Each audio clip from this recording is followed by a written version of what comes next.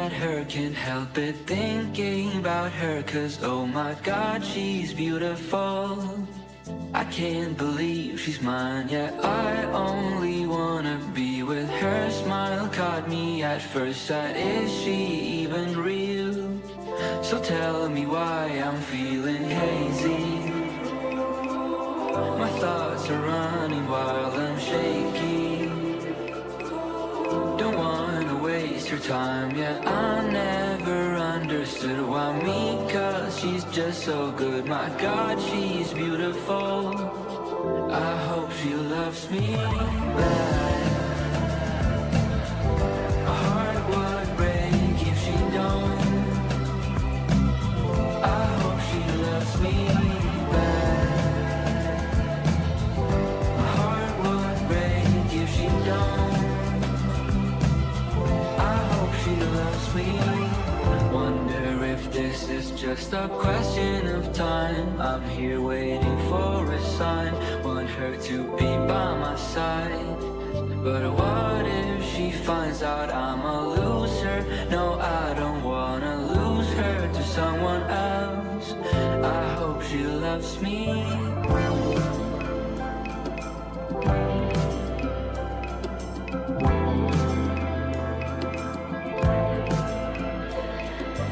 Figure out how to ask her from the same page. Am I allowed to be thinking about forever? Don't wanna waste your time, yeah, I never understood why me, 'cause she's just so good. My god, she's beautiful. I hope she loves me back. My heart would break if she don't. I hope she loves me back. My heart would break if she don't. I hope she loves me.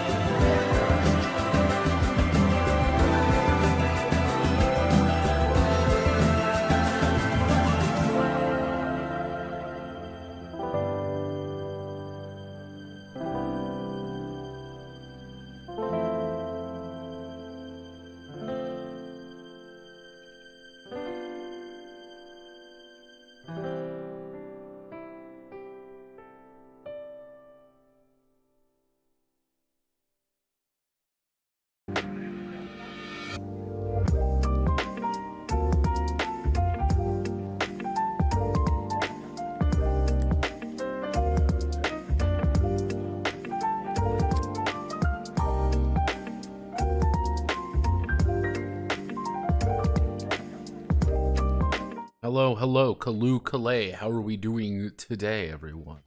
My name is Notepad, and I write games for fun. So what are we doing today? We're going to be finishing up Broken Crucible. Generally speaking, I think we're pretty solid on those things. Just need to finalize some things, and then we get to go into font autism. Isn't font autism fun, everyone? I love font autism. You love font autism. That's why you come to this, for fonts. So what game mechanic do you find more interesting? Golden Sun's class-based Jin system? Crimson Shroud stat-based. I like Crimson Shroud stat-based system. I find it interesting. Equipment system. Fontistism, what? Now, the thing is, what we need to do is we need to set up the document. Now, what I do is, this is what a document starts as. What I put down is stop it. Stop. None of that. What we do is we do Broken Crucible. Broken Crucible working. We then go to our page setup. Select the whole document. I liked writing in B5. A lot of people don't like writing in B5, but that's just me. Because that, and now we have to determine a bunch of little things about this. Make it pretty, but we're not going to worry about that right now. So, basic ideas. We've got our race. Goes all the way into here. Mao, soul robots. Can't believe they're not Cenobite. The amphibians. Elf, Dwarf, Beastman, Manon, otherwise known as Hobbit. We love hobbits. We've got our classes. What are our classes? Generally, they're going to give us some basic skill bonuses. They're going to give us some more cores. Vagabond, Duelist, Academic, Counselor, and Guardians. Effectively, a Guardian is a face tank. Duelists are fighty people. Vagabonds are your skill monkeys. Academics are your knowledge monkeys, effectively. Counselors are talky people, but they're kind of more behind the scenes. Kind of the idea is that they're very vague, though. They're very open-ended, and it's just kind of like how you would choose to approach a lot of situations. Cores. Got a few ideas here. This feeds into this, though. Talk about that in a bit. 4 cores, it's a meta currency, stipend for special effects. We got various skills, win over the skills, feel pretty happy with all of these. They're not perfect, but they should work. Arts are our way of doing combat stuff and separating them out from skills. It's cheaper to upgrade a skill than it is to upgrade an art. And kind of get the idea of melee combat, range combat. Are you using magic or are you using technology? Parry and dodge. Effectively, parry is melee defense. Dodge is range defense. Both of these are very handy to have. What we do, though, is effectively say you're not going to get a lot of either. Helps us mitigate damage a lot because I still am debating on how to do health.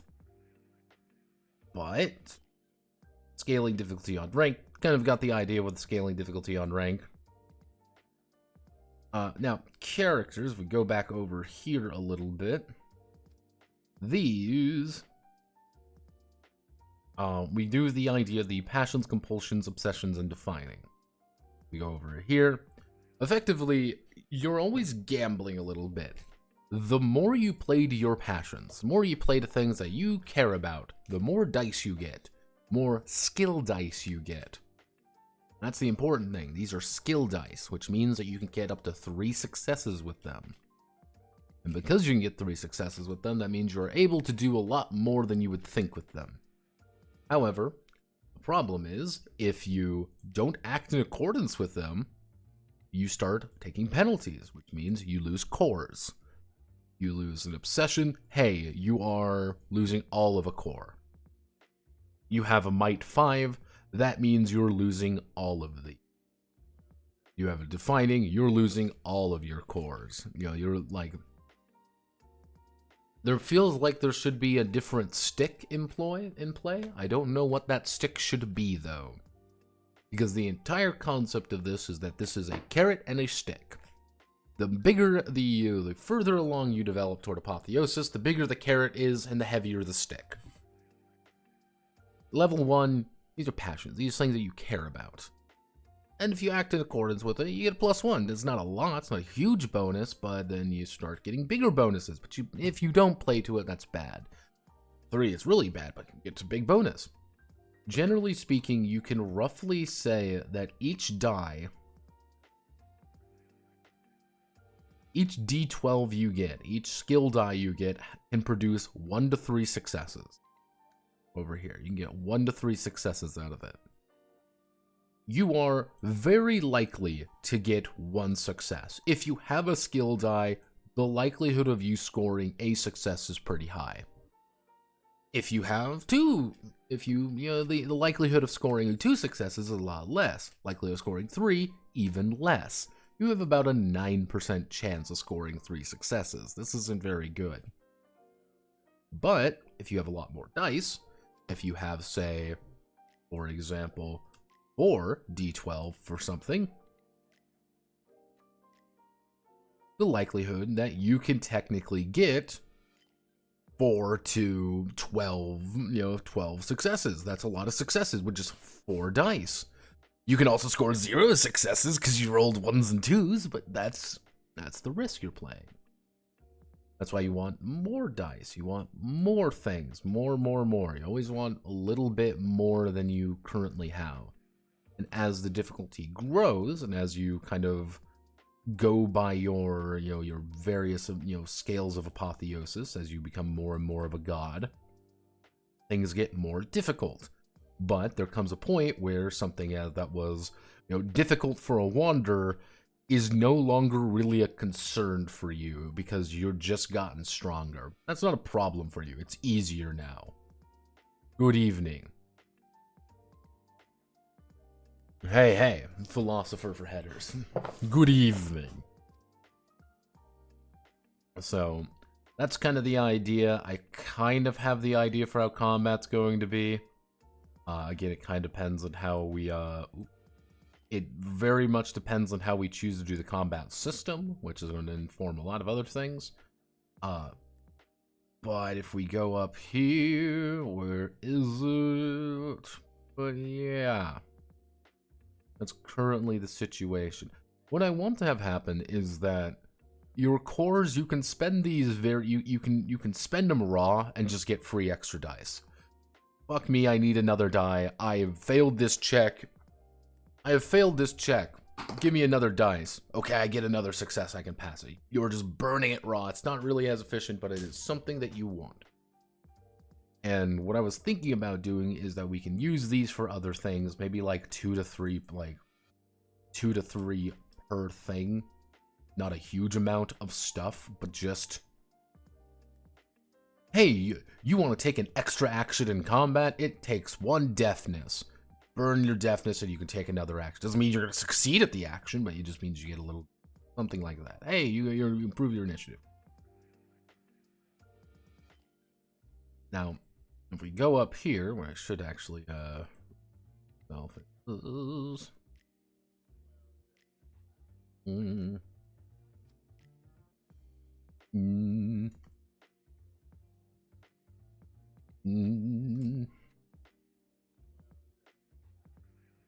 Yep.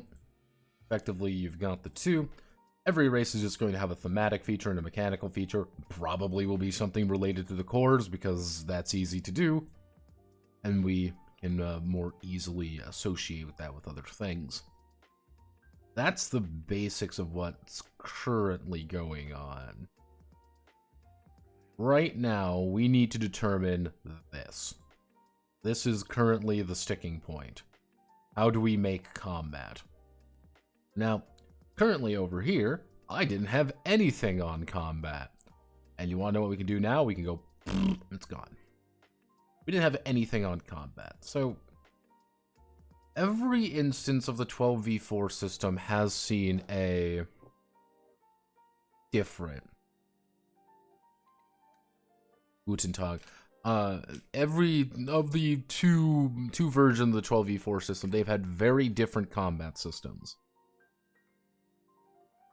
Kind of citing we'll open up Samada and Zombie Dark 30. Samada legitimately has a swing arc. That's very important to the actual game, is, hey, I want to attack and you have to manage stamina. I want to swing high with my weapon to stab you in the head. You're gonna probably burn more stamina to defend yourself. I'm gonna swing lower, lower body right or something. Or I want to stab at your neck. I want to stab at your gut. I want to stab at your thigh. That's way hyper detailed. Yeah, I fucking know.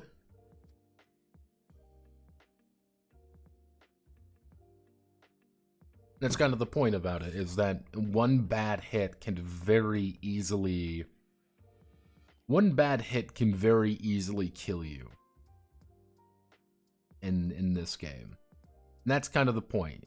You get stabbed in the calf, something bad is going to happen. I've been stabbed in the skull. That's pretty bad. You've got a mortal wound already because someone has driven a knife into your skull.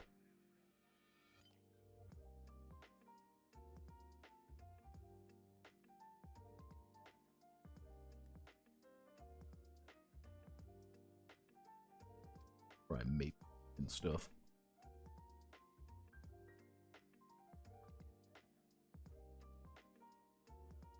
What are we currently looking at? Is this Samada? Yes, this is Samada. This uses 12v4 system. But yeah, no, it's very, very detailed, and that's kind of the point of this game, is that fighting takes on a few different dimensions, and I wanted to feel like it takes on a few different dimensions because combat should feel scary, but you also want to harvest all their organs. So play dirty, fight like an asshole. Getting into a real fight sucks. Just actually stab them in the back. You want to know how you win a fight? Fun fact: you want to know how you win a fight most of the time? When they're looking away from you, you jab a knife into their fucking kidney. And then you step away as they start bleeding to death, and they're like, oh shit, you have stabbed a knife into me. Fuck. Like, this is bad. And that's kind of the point. It's like, okay, that's a very important idea of what I wanted combat to feel like. Zombie Dark 30, on the other hand, is a game about guns. It is a game about shooting people with guns, and it is a game with the surge system. Effectively, the surge system is a very simple idea. You roll 1d12 and add your CCR, which is your combat capability rating. Every single character has a combat capability rating, which is just the number of dice you're going to roll for combat. And you can spend 4 of this to perform a major action. Whatever remains is your actual initiative. You can take 1 action but go on initiative 7 versus someone taking 2 actions and only going on initiative 3. And that's kind of the way of doing things.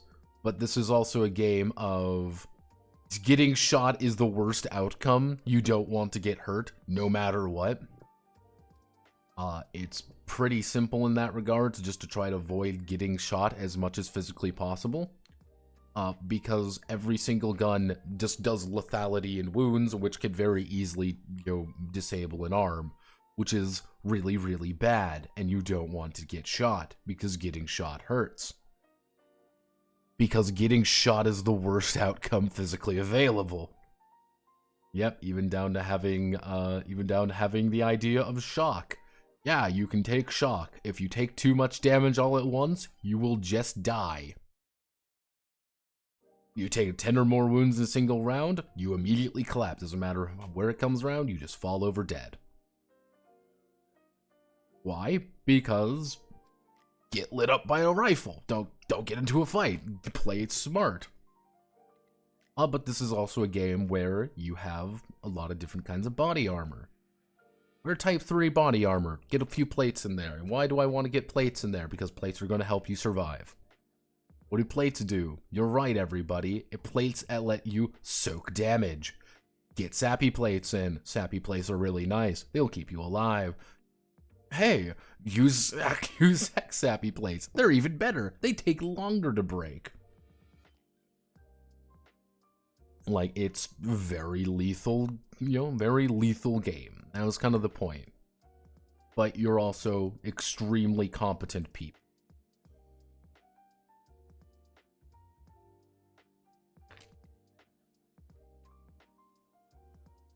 That's kind of the catch with Zombie Dark 30. It's like in a world of, imagine in Resident Evil you're playing 4 hunks. Like that's what that game is supposed to feel like.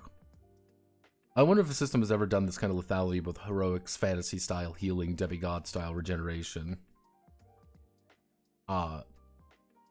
There is technically 2 games that come to mind. One of them is a game called Immortal: Invisible War. Because Immortal: The Invisible War, you can damn near play it like Ajin. Because it's Highlander. Anything that is not decapitating you is going to be a few minutes to recover at best. Which is down to the point of, like, ranged weapons are effectively useless against you. You shoot someone with a gun. I shoot you with a handgun. You are an immortal, it'll take you a few rounds to fully recover from even a lethal. Oh yeah, bullet enters your skull, doesn't even factor it. It's just such a non-factor. That's why everyone wants to fight you in melee, because fighting in melee actually has some lasting damage to it that only recovers in hours. Oh hey, I've taken a lethal wound. Oh yeah, it'll take me 2 hours to recover fully. Or you go for a decapitation strike, which is an instant kill, effectively. But it's also fucking Highlander, so that's the point. Oh, God, I can't. What was that other game? I distinctly remember there was another game where it's like, you recover so quickly. Like, battles are very, it was an Ajin game. Or it was a game inspired by Ajin. Where the entire point was, unless you get a lethal hit, they are not going to die. God, I can't remember the fucking game. I could see it. I can see it in my mind. God damn it. But, for those who don't know what I'm referencing, Ajin is a manga slash anime. Anime is not as good. And the entire idea is that most characters have an Ajin, or are Ajin. And as an Ajin, you are effectively immortal. No matter what happens, you will not die. There are very few things that can kill you. And all that happens is, anytime you do die, you automatically regenerate back up to full power. Back to your natural state of being. Sato here is one such character. Sato's entire thing is that he fights like a fucking lunatic. In every stretch of the imagination, Sato fights like a loon. To the point where he shoots himself in the head to recover. Because he would just recover faster if he blew his head off. Because you just reset back.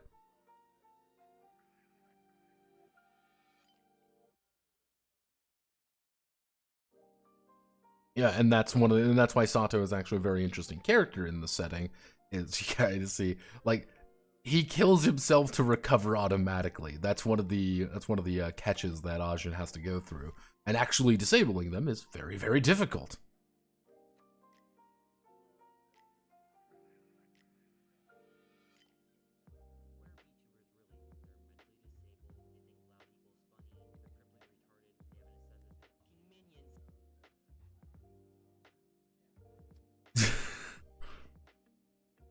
Uh-oh. Wow.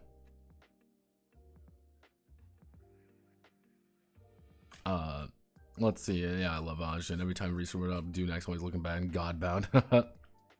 So what stake isn't? Yeah, the thing is, doesn't mean you can be disabled. That's the thing. As long as you're alive, you're fine. And it's even a point that Sato makes to one of the main characters, being this like, yeah, no, I can chop all your limbs off and leave you as pretty much a blind, deaf, mute nugget. And you will never die. You will be tortured forever. Or I can cut your head off and your head would regenerate, but nothing else. Would that be the real you, or would it be something else? I don't know.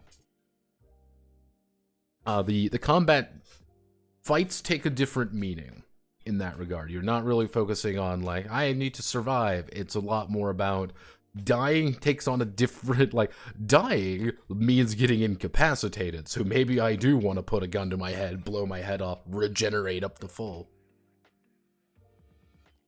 You end up taking different things. I think you can find this in, like, a lot of games. Like, one game that I actually quite enjoy is Dark Bad. Because Dark Bad has a very fascinating combat system. Because the entire thing of Dark Bad, and this is a shitpost game that is miraculously more interesting than a vast majority of NSR shit brews. Because any damage you take kills you. It could be 1, it could be 500, it could be a dragon, it could be a fucking beggar with a knife. If you have armor, it blocks. It blocks it. That's it. But the armor is broken now. Do you realize how much this changes the context of combat? It changes it drastically. And that's really fascinating to me. Because you want to know what you're thinking now? You're thinking, fights are fucking scary. I want to mitigate anything, because everything else dies in one hit, too. How do I get into a situation where I can kill you instantly? So you end up thinking differently, because every combat's lethal. So why you have to think differently? You have to think weird.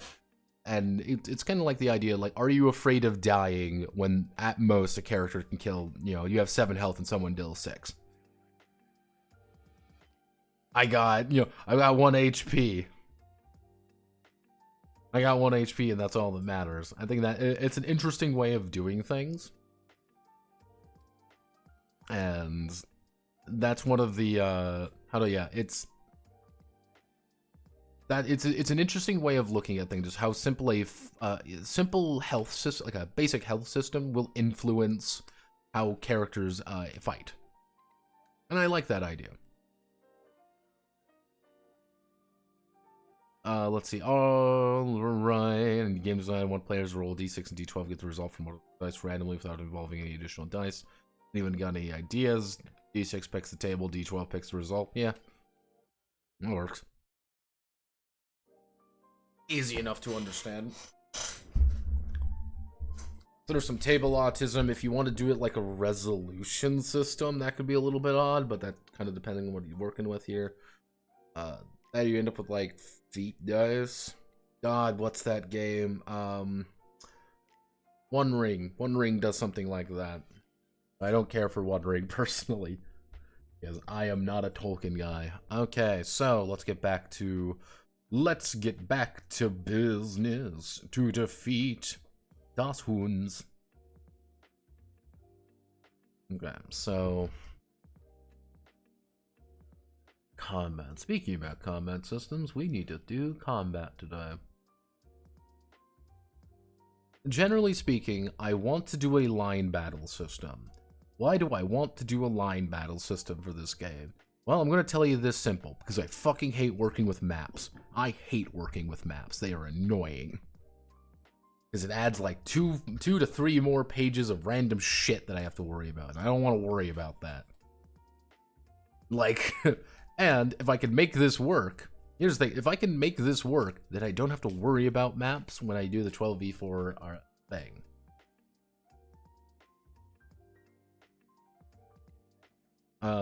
Maps can eat my entire ass. Yeah, it's like range band system. I've done a lot of work trying to figure out like the idealized state of being for combat maps, because combat maps are very annoying and I don't like setting them up. And I've realized that I don't like setting them up because I've been playing Pathfinder 2nd Edition. It is astounding how much Pathfinder 2nd Edition has changed my entire perspective on role-playing games, and how I've learned that I hate Pathfinder 2nd Edition and wish everyone at Paizo to get shot. But I think a line battle system is easy enough to understand.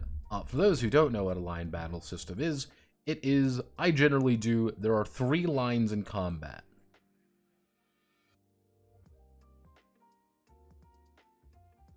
Enemy has 3 lines, you have 3 lines. This is the center line. We'll call this the area of engagement. This is the front line. Effectively, our little dudes are fighting and placing themselves on these various locations. Anyone on the front line can attack anyone else on the enemy front line, easy enough. Anyone in the back line can only be targeted by ranged attacks. And because they can only be targeted by range attacks, they are being protected by the front line. I'm a little bit different usually. I add the idea of the retreat line. The retreat line is no one can target you, but you are very much out of the combat. You can do nothing in the retreat line. And you can make the option of fleeing the battle. I don't want to be in this fight anymore, I'm going to leave. That is my thing. So, for example, the front line collapses. Frontliners die. Everyone moves up 1.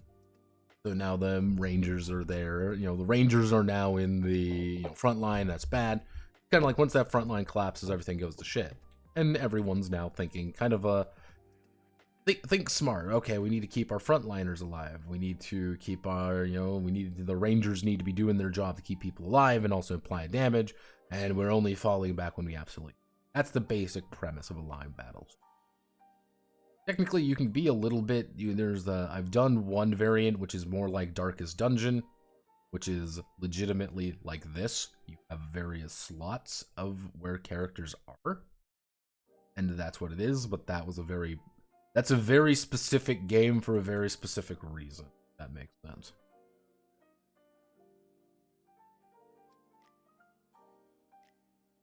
You were describing the Ogre Battle 64 battle system. Exactly. That's why I call it line battle, because that's exactly what it is. Can you class the line of skirmish? No, it's kind of the idea of like you are, it's kind of the melee scrum. Everyone's fighting there. You can't really pass it. There is in Sword World, you have the option of doing that, fun fact, because Sword World effectively, the best way to think about Sword World is like this. Sword World's, like, simplified Sword World combat anyway. It's kind of like this. You have your guys over here. I have my guys over, good guys, bad guys. Melee combatants will be over here. Everyone kind of rushes to the middle and starts engaging with one another. Rangers are on the outskirts here, taking pot shots at one another. If a fighter can be out here and can attempt to move to the back, however, usually someone in the melee line will attempt to intercept and drag him in. You want to get out of the melee. You win the melee, you can pretty much overwhelm. You pretty much swarm forward. That's kind of the basic. There's a little bit more to it than that, but that's kind of the basics. Usually, though, you're outnumbered and they're going to maul you, so fighters to survive. It's not quite zone combat. It's a little bit weirder than that.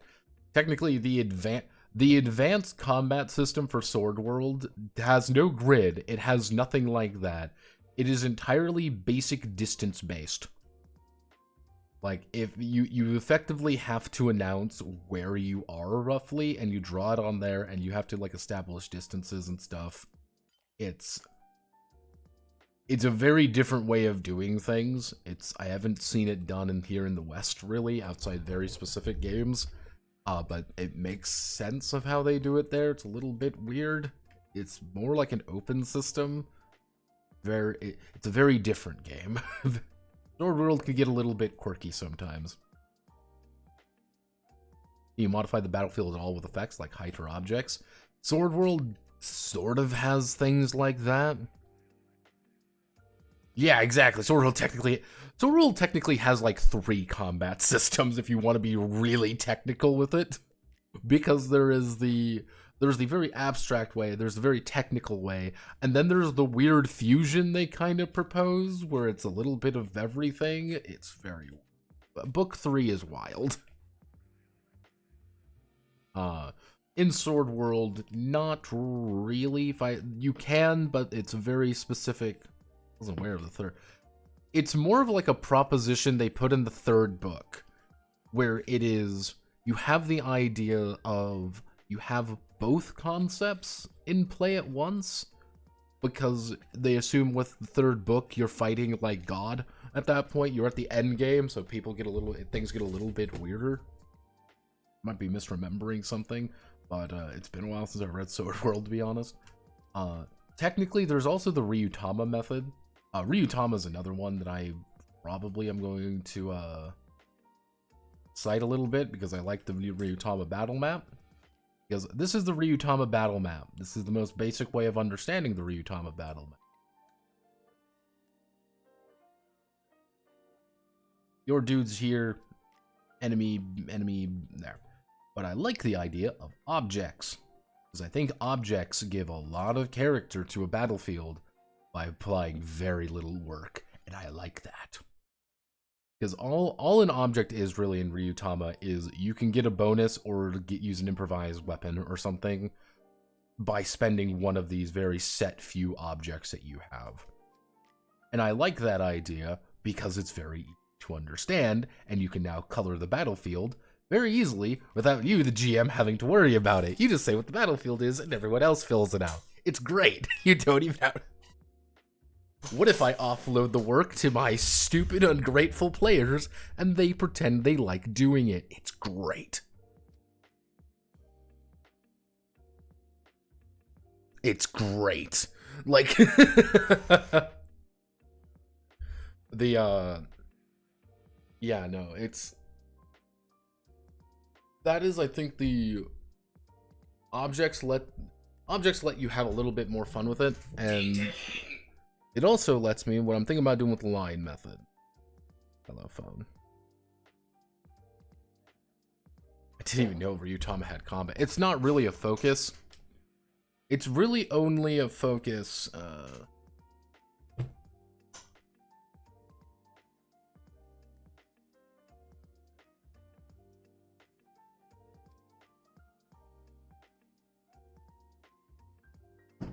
it's Ryutama. The combat's not really a focus unless you're fucking around with the red dragon or black dragon.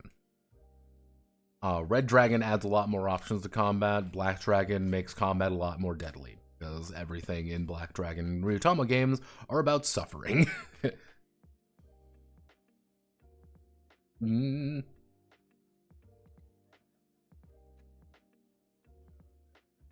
And yeah, it's just like, you can do combat, but it's not really the focus.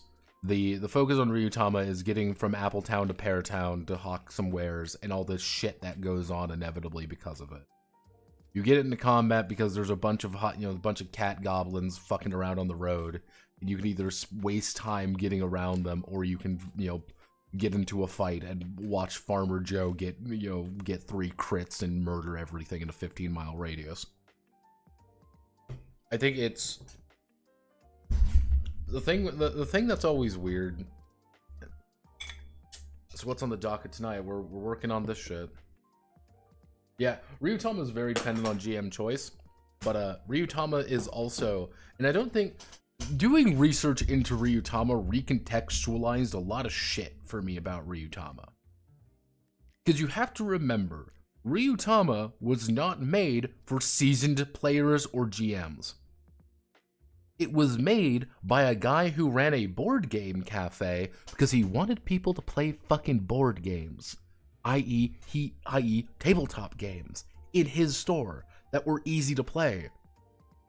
If you've ever read Ryutama, like, if you really think, anytime you get bored, if you have the Ryutama book, get the Ryutama book and look at the dragons, look at the Ryujin, and look at the basic Ryujin, and you will realize one of the items of the basic Ryujin is the book.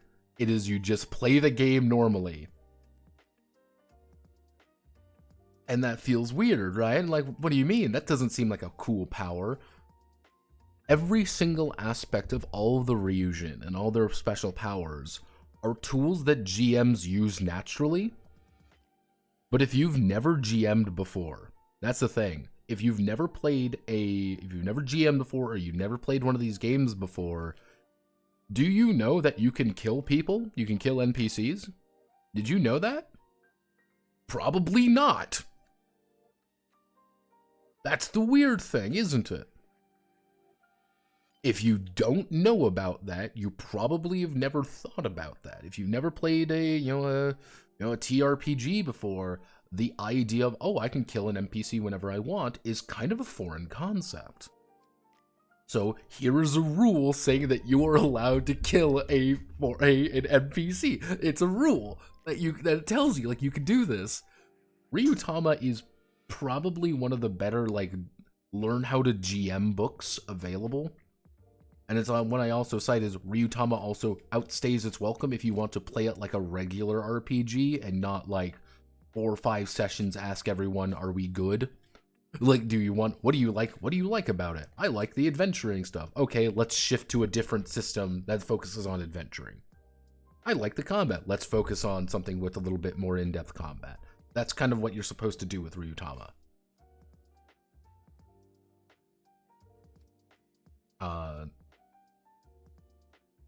Hey, so new outfit? Yeah, of course. I have a new outfit all the time. That's the beautiful thing about being a Pugung tuber. A Punga tuber. You can do whatever you feel like.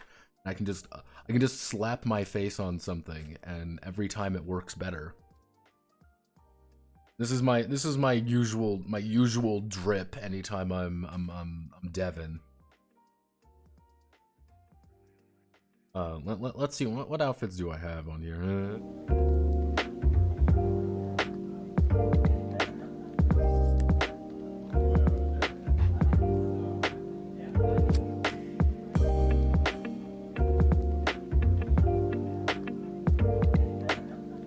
You can be a little fancy if you would like.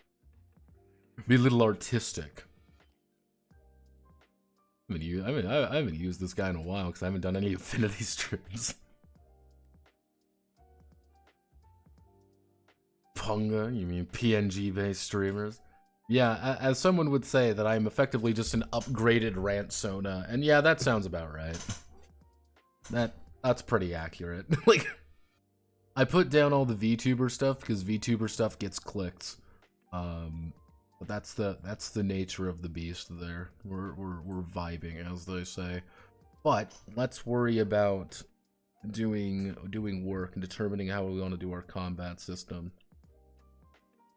So effectively, I've broken it down to these three. I want to do a line battle, but there's three ways of doing it.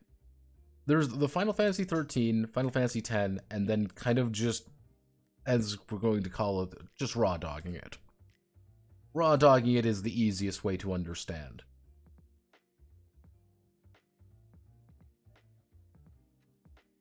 It is, I have a reaction score of 10. I have a reaction score of 10. A reaction score of 8. I take an action, they take an action.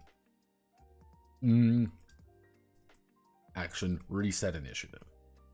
Reset initiative. That's effectively what it is. It's just we're in a line, we are fighting. It's very simple to understand. Nothing too complicated, nothing too. There's things we can do to make that weird. We can make that more interesting over time, though. Then we have the Final Fantasy 13 wave. Actually, it would probably be easier to explain Final Fantasy 10. How much of a focus is combat in the system? Combat's a pretty big deal. It's an inevitability, but it's an inevitability because of the nature of who you are. You're effectively playing people trying to become a god by completing quests and doing things on this horrible little planet. So Final Fantasy X. Final Fantasy X has an ATB system. I believe it's called the conditional turn-based battle system. Conditional turn-based battle system is a little weird.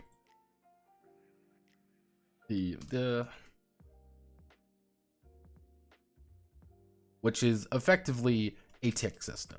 What do I mean by a tick system? Effectively, everything you do, let's say I start with reaction, we'll call it reaction, let's say I start with reaction 13. I do an action which costs me 8. I now am going to take another action, effectively at 5. At reaction 5. Characters with higher reaction scores are going to be able to take more actions effectively, and people with lower, people with faster actions are going to be able to do more actions differently. However, something a little bit different with here is we can modify our Y variable. Effectively, all this is we have to modify the Y variable. Our reaction is the Y. Effectively, our initiative system is the Y-axis of this entire situation. Is the thing that we are manipulating fairly actively. I use a haste action. Reaction improves. More actions faster. I hit with a slow action. Reaction worsens. Less actions. Basic idea. It's conditional, it's turn-based, it is the same principle going on. We'd effectively be making a tick system. This can be a little bit weird, but gives us a lot more wiggle room to do things. The Final Fantasy 13 ATB, what do they call it? It's something retarded. they call it something stupid because it's the Command Synergy Battle System. Yes. The Command Synergy Battle System. So, what does this really mean at the end of the day? In Final Fantasy XIII, you use actions. You use actions up to, actions and an AP system. That's effectively all this is. It's an action AP system, as you can kind of see here. Lightning wants to make 4 attacks. Attack, attack, attack, attack. Those all take 1 block. This fills slowly. This fills over time. You can hit it at any time. I want to do 2 actions. I want to just do 2 attacks. Bingo, bango, I launch into it right away. Easy enough to understand. Certain actions, let me see if I can find,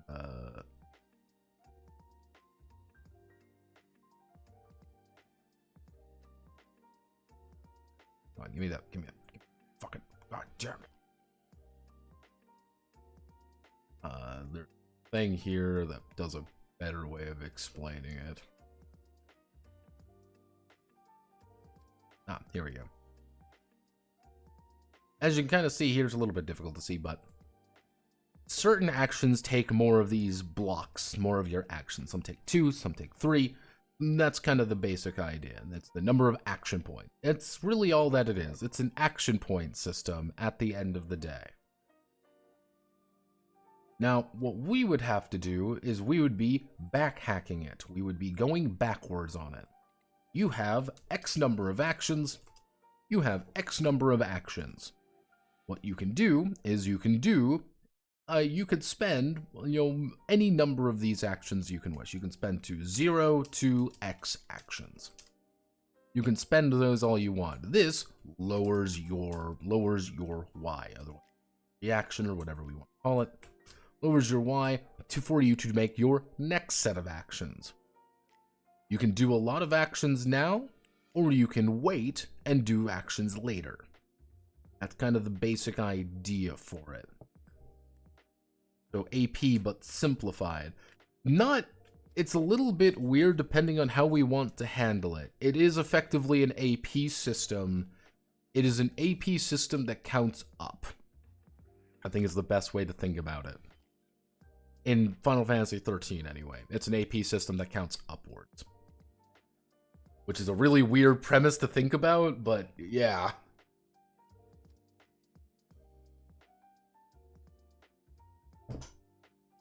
We can use an idea of it. We can use a variation of it. Effectively, we be going backward.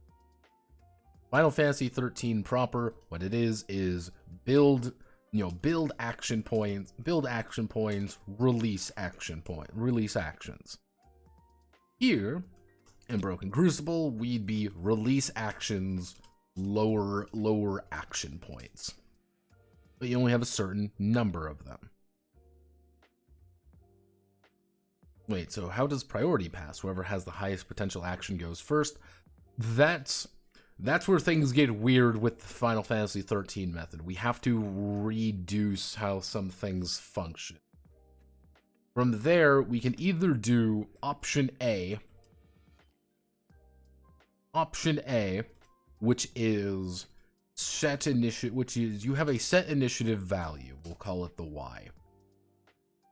That set initiative value is the order in which actions will occur.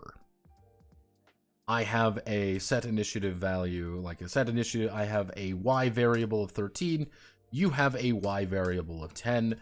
That means I act on 13, you act on 10. However, when it gets to my turn,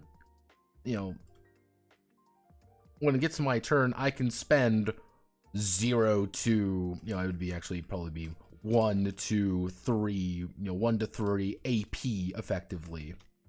AP to act. This would lower my action points down by that amount. You can spend 4. You can do that. That's kind of the idea there. At that point, things get a little hectic because it is very much find a way to get as much AP as possible. That is the ultimate goal of everything. That's the, the issue is, AP, Y variable is king. I have 20 AP points, you have 15. Doesn't matter if you have 6 actions and I have 2, I will just be able to take more actions than you and win. Option B is we have a set initiative, we have a set value, or we have a set value for Y. This means, because of you've started this, at this point, you have 10. You have 10 action points every round, and it's like, how do you choose to spend those? As you improve, it goes from 10 to 12 to 14 to 16, 16, etc., etc., etc., etc. And everyone has effectively the exact same. That's the catch. Everyone acts on the exact same. Everyone announces, I want to spend 2 actions. I want to spend 3 actions. I want to spend 5. Everyone records, what they do, and then it's like, okay, you spent 2, you go on 8, you spent 3, you go on 7, you spent 5, you go on 5. And then that's where things get a little bit funky.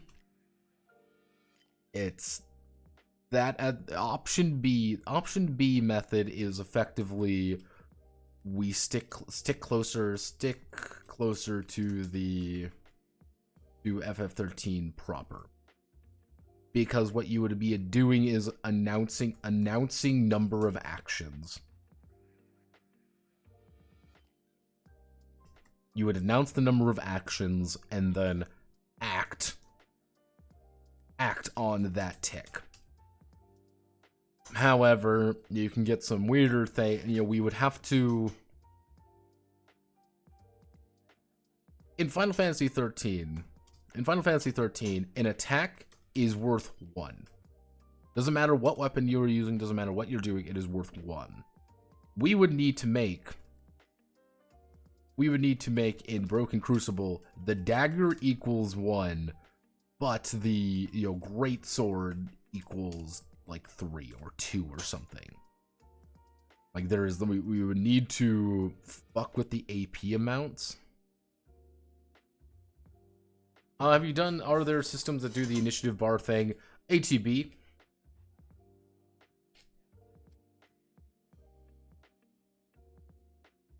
ATB proper. People have claimed to do the ATB thing. It's not as easy as you would think. It's effectively a tick system. Any of those, you gotta remember, all that is really a tick system, but it works in... Jesus fucking Christ, hello phone. It works differently in NVIDIA.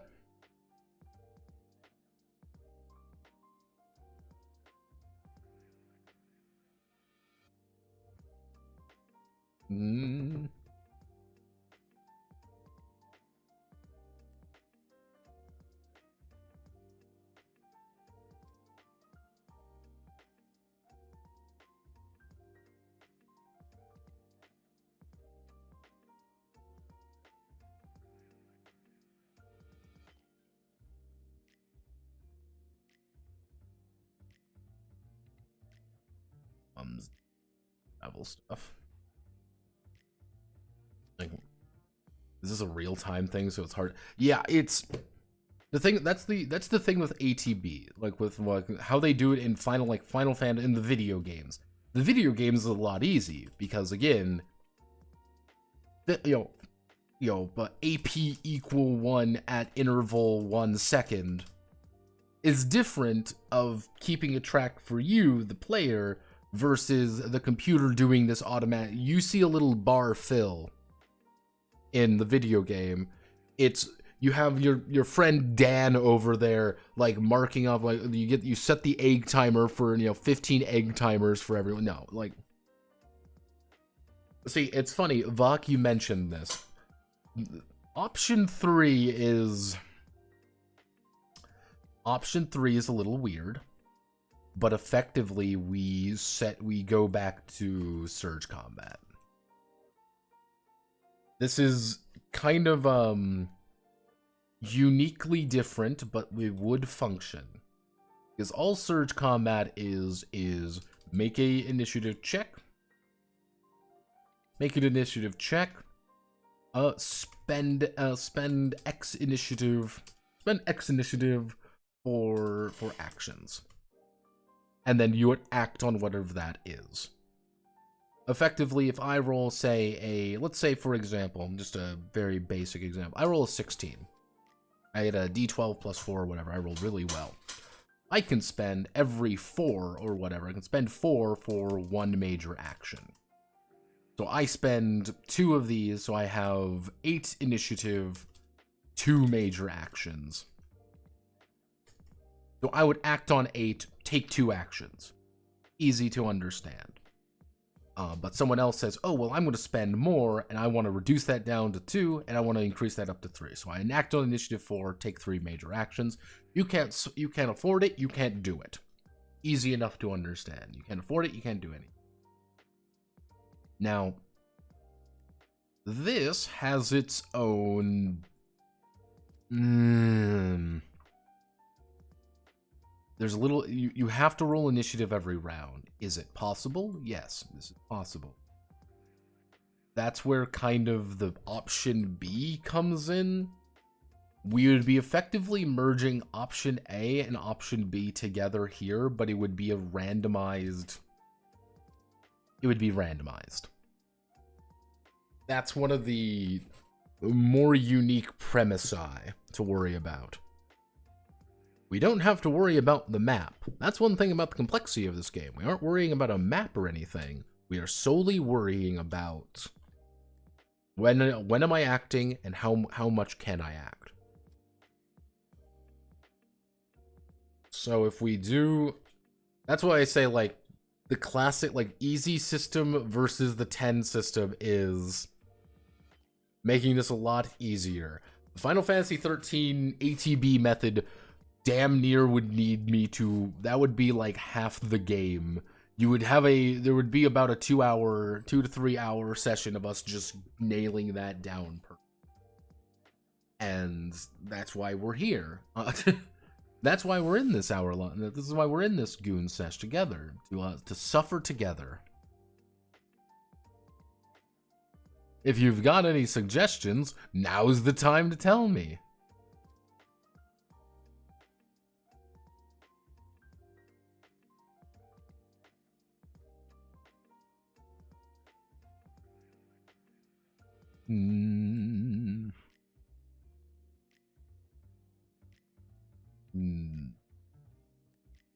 I feel like I'm missing something.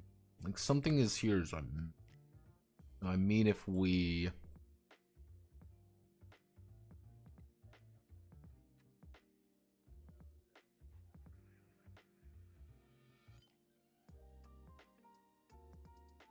Samada uses a fairly simple way of doing things.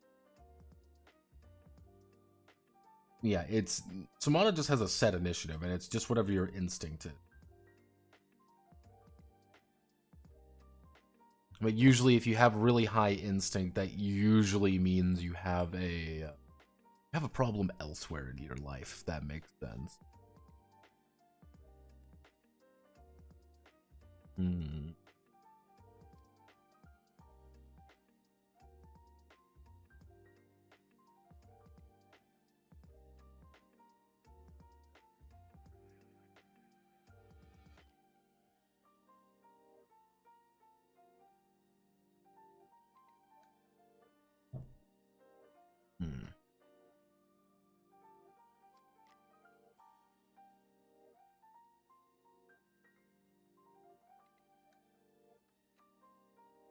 Might be cool to add another way to spend AP or actions.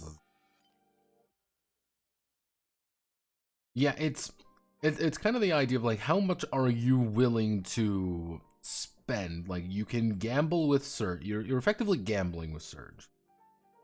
I want to roll X amount of, I'm going to be rolling that, and we'll see how much I can get out of it. And because I'm going to see how much I can get out of it, I want to see how many actions I'm able to do. Am I able to do 1, 2, 3, 4, or how many other actions? we can play a little bit into cores with that, being like, oh, hey, you want to take another action, spend one of your cores. Hmm.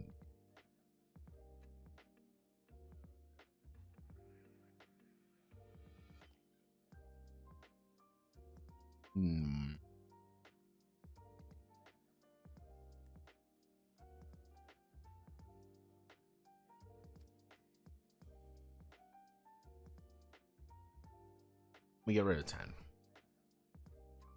We go weird. We can go weird. We go weird, or we keep it simple. Because Surge, we can do Surge here pretty reliably. We can put the Surge into the classic system without too much problems. And I say that with a big asterisk. X action.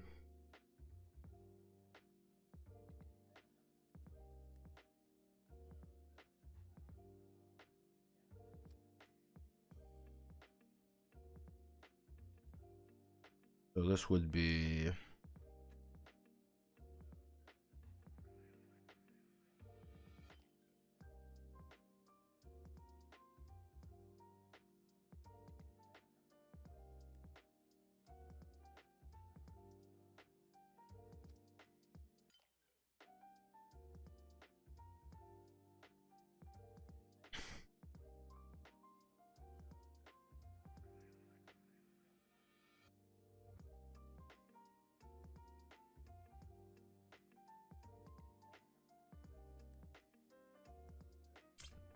maybe some kind of like fatigue or morale.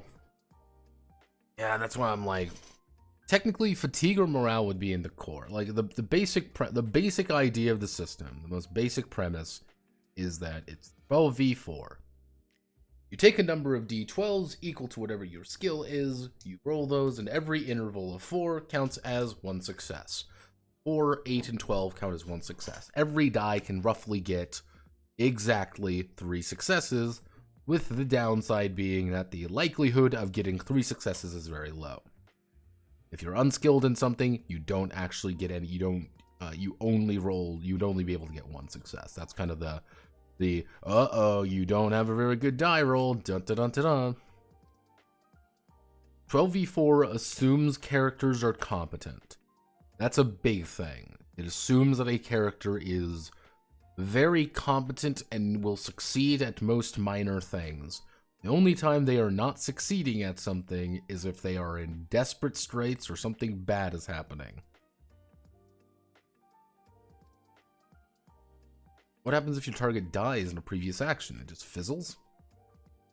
The thing is, what we would be doing with the, kind of like the establishing the number of actions thing, is in Final Fantasy 13, if you attack 3 times and kill them on the second hit, the rest of your attack fizzles. I don't want that to happen. That's not as fun. So effectively, you'd just be getting a floating number of action points effectively. And you say, I want to, on my turn, I'm going to attack you twice. Bing, bing, I hit you. I've killed you on the second attack, and I want to attack a second person another time with my last action. Something like that. Sing, sing, sing. Very, very easy to understand.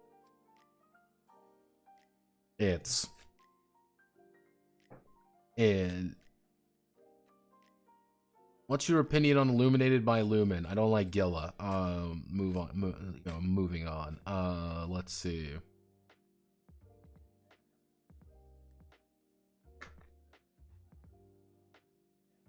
So it's like the worry there is that you see, the thing is like the worry there is you don't get to act on your turn because someone faster has killed you. That's the downside of that, is like, okay, hey, I'm Blorba, A is attacking B. B is chosen to take 5 actions and act on 5. A is choosing to go to 3 and he acts on 7. A stabs B to death, B is dead, he loses all these actions. He's just dead. That's the one downside, and that's fine. Again, it's a little bit of risk-reward, but it's kind of the idea of, like, do I want to randomize that risk? Or do I want to have it more set in motion? How much control do I want the players to have? That is the ultimate question of this. Part of me wants to go with they don't have that much control, because that is inherently more interesting and chaotic. Another part of me is saying you're extremely competent people doing extremely competent things, therefore you are more likely to, you get a set amount of AP based on whatever it is, and you can spend it up to X amount. Or if damage is dealt at the end, so everyone still gets to act. In a different game, that would work, I think. In a different game, I think that would work really well. The only thing I'm afraid there is that a player is going to be like, oh wow, I killed him, this is neat, and then they get like smacked by a big attack that they thought they were doing better, because then everyone would just want to do as many actions as possible to get the most out of it. You know what?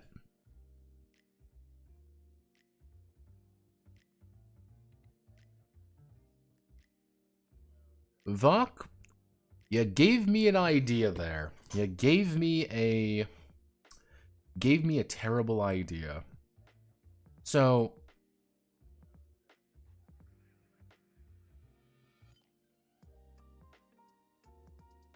we have a set initiative.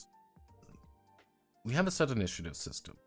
That's what our base is. I know it's our base is determined by by rank. Easy enough. It's a set value. It's based off our rank. Then we can buy more with cores. Easy enough to understand. However, we act. We spend actions. And reduce our initiative. Initiative to act. We spend actions to. On the new one, it's like we have 10. I spend 3. I act on 7. Easy enough to understand. What happens to all those numbers that we don't spend though? Let's say at the end, I've said that I have a I have a set action. I'm done now. I'm done. I've successfully finished everything, but I have like 3 points left over. That would add on to the initiative system, to your next initiative, next round, effectively. You would add it on top of that. So instead of 10, you have 13. So you get to act a little bit more consistently. That could work.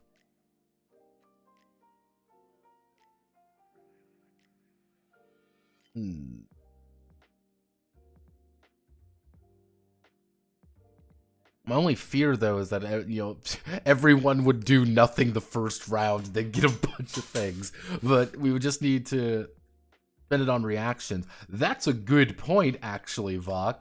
That's a really good point. I did not even think about reactions. Ooh, I did not think about reactions. That's an interesting premise. That's a fascinating shit show. Okay. Oh no, what have you done? This is why I rubber duck with you idiots. Occasionally you quack necessarily that I see something. I remember something I don't see.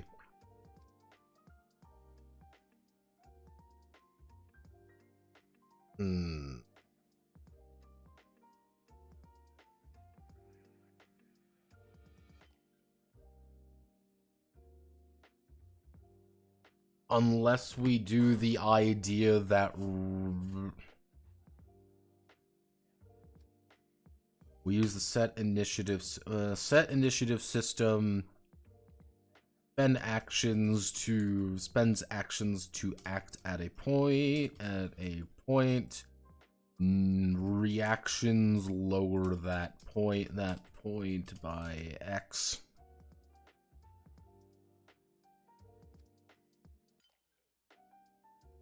spend actions to act on a point, reactions lower that point.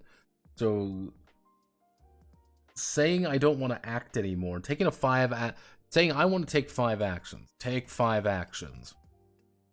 Taking 5 actions is effectively saying fuck you. I'm going to act a lot later. That would encourage backliners take more actions. Frontliners take fewer actions. Yeah, then we can spend cores on taking emergency reactions. So it's just like, oh shit, I need to desperately dodge, or I need to parry this blow away real fast without spending my reactions. We can spend cores on it. Bingo.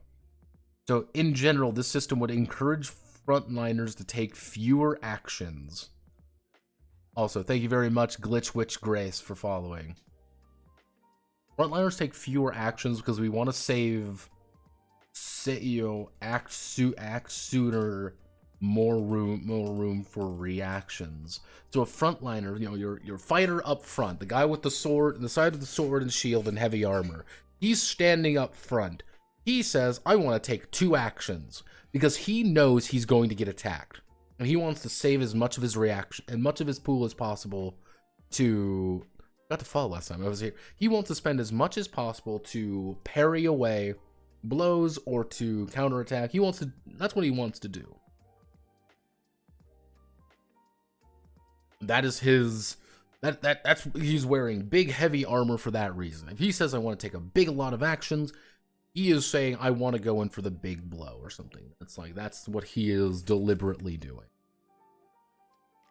That would also encourage him to spend cores to improve his initiative, and if he has any left over, that means he can act a lot easier. So if the frontliners aren't being attacked, they're building up AP a lot more consistently. Because that would also lead to a situation where if the frontliner is not being attacked, they are spending less actions and they can say, I'm going to set my initiative. And they can get a lot more points in the second round, second, third, fourth round. Oh, hey, my base initiative is 10. I saved 6 points because I thought I was going to get attacked this round a lot. I now have 16 points. I can do 5 actions at 11 and do a shit ton more stuff than you would normally think and just absolutely rip and tear. Kind of leads to the duelist archetype a little bit more, where it's like you're frontline but you don't want to get attacked. So it's a lot more about parrying and waiting. I could see people manipulating that a little bit unless we have a... Immediate answers, we have a way to limit it. Maybe there's AP drain, like you lose a certain... Yeah, that's what I was thinking. Like, that would be my... Like, you don't get everything unless it's at a certain point. So what I want to do is I want to stop someone from, I'm going to sit there and do nothing and get a shit ton of AP next round. So unless there's like a way that you can do it, that could, like, there's, like, at a certain point you can only recover like 5 or like 6 or something. Like, you can't recover everything. So if you delay at 15 and do nothing for the rest of the round, that 15 is lost because you're only going to get 5 of it back. So you want to kind of push it to that. Yeah, you want to push it to that point. I think a specific disrupt action. Yeah, no, technically someone's leaving them alone. It's the enemy's fault. I'm thinking for more like single entities. Like a big, like a Minotaur, you are fighting a Minotaur. You are fighting a giant fucking dumbass with a giant axe who go roar and start stabbing at you or whatever. 3 frontliners, he can consistently attack a few of them. He gets 4 actions around. He can, like, spread it around, but maybe he just wants to lean in on someone with, like, a taunt action or something. Hey, no, hit me, hit me. He leans on, and then that, maybe something like that. Weird way. This is a weird fucking initiative system. Not gonna lie. We are doing some weird shit right now, but weird shit is what we do best here.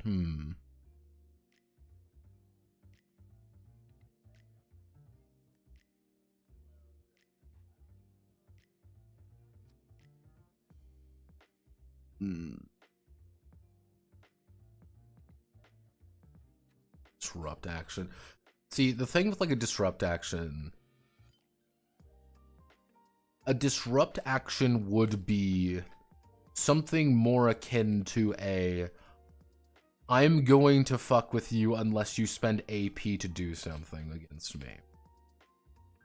I am going to beat you up to do something, or a disrupt action would be like a quick attack almost. That would be like my thing. Like it's a deliberate action to take a little bit of damage or lower your AP.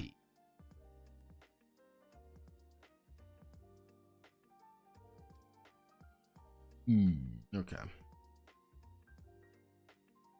Okay, we're cooking with gasoline. We don't know if I have... We are cooking with gasoline, everybody, and gasoline is scary and sometimes explodes, so... But, fuck it, we ball. Okay, so if we want to do this right, so if I just... Effectively is...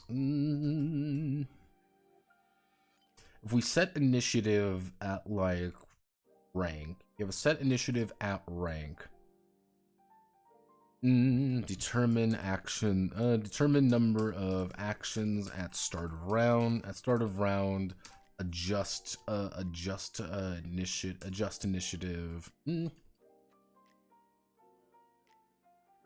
initiative and act. Adjust initiative and act. Put this down here.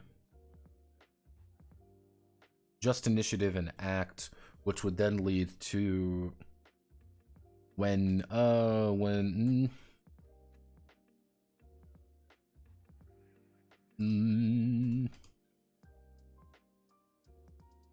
initiative have X number of AAP for different actions, may spend initiative for reactions. That is the at its most basic, this is the entire, the entirety of it. So it's just like leftover.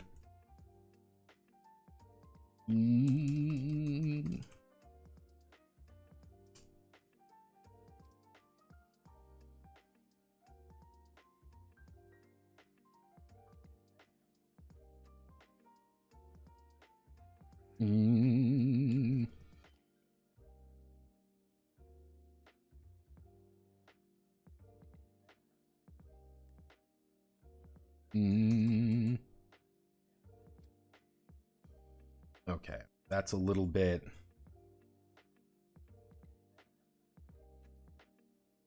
This is very odd. I like Surge Combat. I think Surge Combat is interesting. I want to use it more, but I think this is what I have to. We're playing with Gasa here a little bit. The idea of the turns being built up, maybe the initiative cap stat as well to increase. That's not a bad idea, like an initiative cap. We can also tie that to rank, maybe? If we tie that to, like, rank has an initiative cap. Like, it's kind of the idea that... I guess you can also go into negative. I mean, in theory, you could go into negatives. Like, what... So if you go into negatives, you burn out... I mean... Yeah, no. If you don't have any more initiative, and you would act on 0, you would take those 5 actions at 0, but any further actions would reduce you to that, and maybe we add in, like, an initiative break system. Like, you just get fucking staggered out of a fucking stagger system. Dare we add a fucking stagger system to this game? Can't fucking imagine. Build up your poise. Like, imagine. I've got my 5. I've burnt all my action points doing something. I have nothing more. I can't take the damage. I choose to do a parry action. I succeed at the parry action. I hit 0. I go into negative initiative. I break. My poise is broken. I lose all my actions. I lose all my actions, and I take a penalty toward my AP, and that's time. You don't want to lose that, so you're playing a little bit of a gamble. You're gamble coring a little bit. Hey, I'm gonna get my shit kicked in. I'm gonna take auto damage. I don't want to take auto damage, but he's just going to hit me unless I do something to try to block that damage. Poise is broken, you lose everything, and you're like, damn it, now I have a penalty to next round. But this is the secret. You can do it to the enemy too. We can, you know what we can do? We can be a little bit. We can add in a class of weapon. We can make like hammers or something. The entire gimmick of hammers is that they do dog shit damage. Like, they don't actually deal that much damage, but they do a lot of poise damage effectively. That's their gimmick.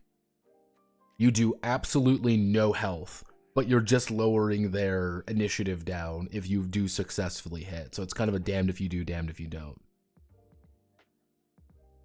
I like... Alright, Bobby. Little bit odd, but we're gamble coring a little bit here, and is that a bad idea?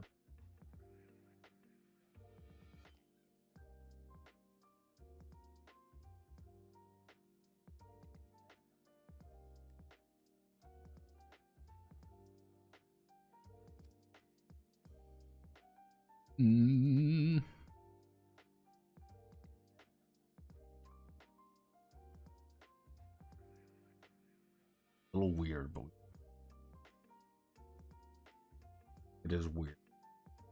But if you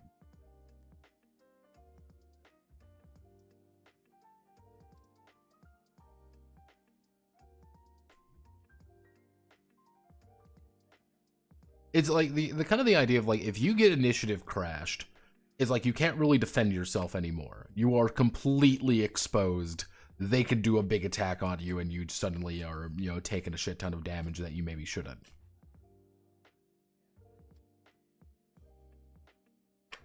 It's see, we can even, the worst part is this is not even entirely like, this is not even entirely inaccurate to how Final Fantasy 13 does it, because you have the combo meter.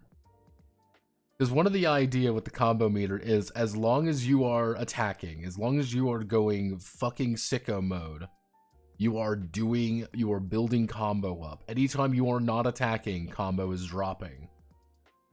So effectively what we would be doing is we'd be implementing a soft, it would be kind of a soft combo meter, except again, operating in reverse. You hit them, and then suddenly, as their initiative crashed, it's Crit City, USA.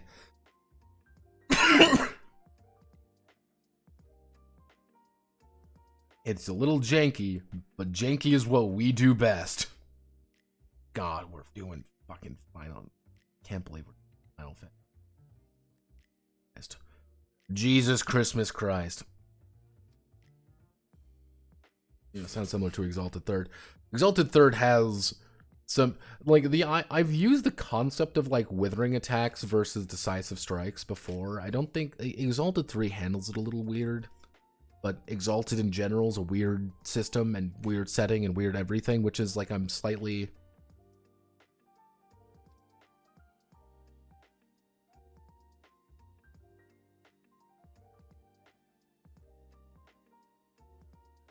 Yeah, you're seeing it. Yeah, no, we can make this one. Combat is simpler, but we can make it more complicated by making it simple. There we go. All right. A little weird, but I like it. Make this work, and then we can spend our cores over here to improve things when we need it. Hey, I just need more initiative this round. Give me some. I need a free reaction. I need this. Hey, I need this. Hey, I need. So you have a soft way of improving and keeping yourself alive, and then we would do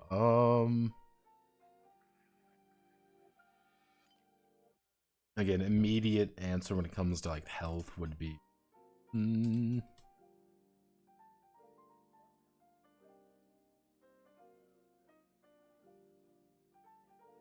this is an immediate answer. Like, you're not super hardy right off the bat, but we can change the calculations up here a little bit. It sounds like you got a lot of defensive options in this game. If you have a lot of defensive options, then maybe... Yeah, all right. That also makes it makes these less awful. Because now you're spending something for them. There's the inherent risk of, you can play a dodge maxer, but playing a dodge maxer is effectively saying, I want to avoid getting hurt, but I'm trading out my actual combat potential for that. Okay.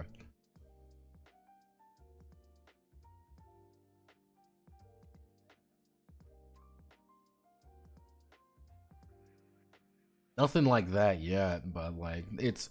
When it comes to like health, we can either do, like, honest to God, like, we can do a cumulative health system. We could do like a terrible, awful system. That's kind of we're kind of deviating a little bit there. Doing a wound system wouldn't be entirely remiss. Little weird, but it's not like it's not impossible to do something like a wound system. Just be weird. I want people to be using weapons consistently. That's kind of the idea. I want people to be using weapons and dealing damage to each other. That's okay. I like that.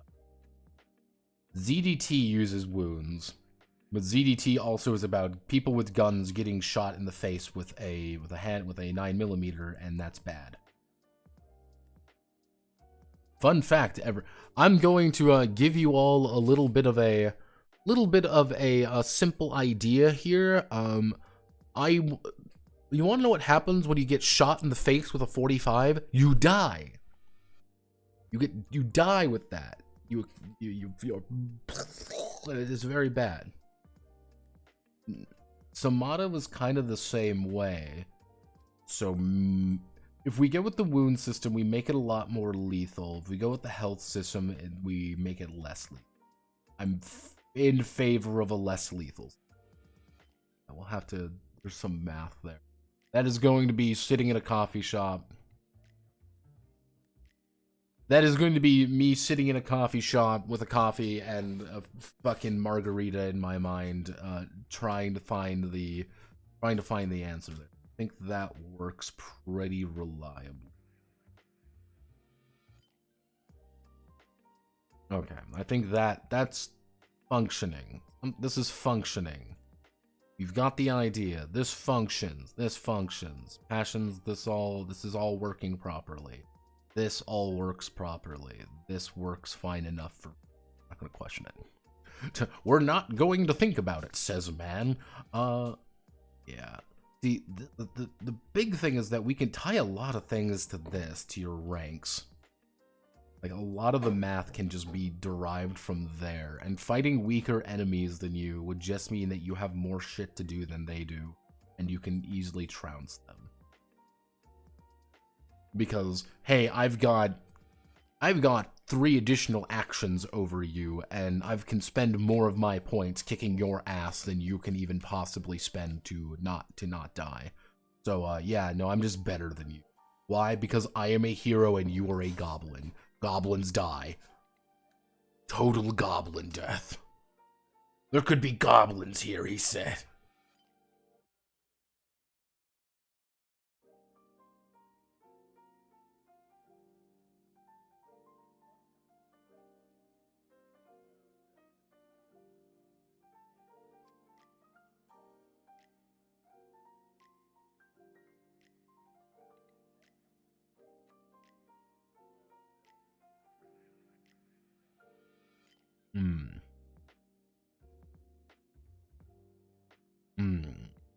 Uh-oh.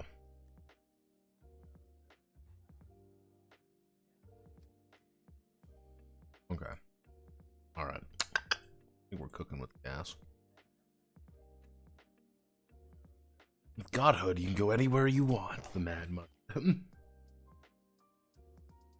That's effectively what it is it's like, yeah, hey, you've reached mythological status. Goblins just die. What if wounds and health system got combined? Like I thought that I've thought of this before. Depending on how much health you lose, the serious weapon will show us that. Oh, it's a scar.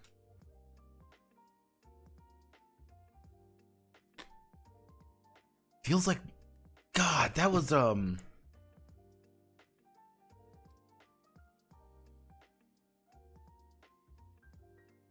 Okay, now this is a weird thing to bring up, but I don't know if many people know about this. Have any of you played Pillars of Eternity before? I don't know why that just reminded me of this. Because in Pillars of Eternity, you have 2 health bars.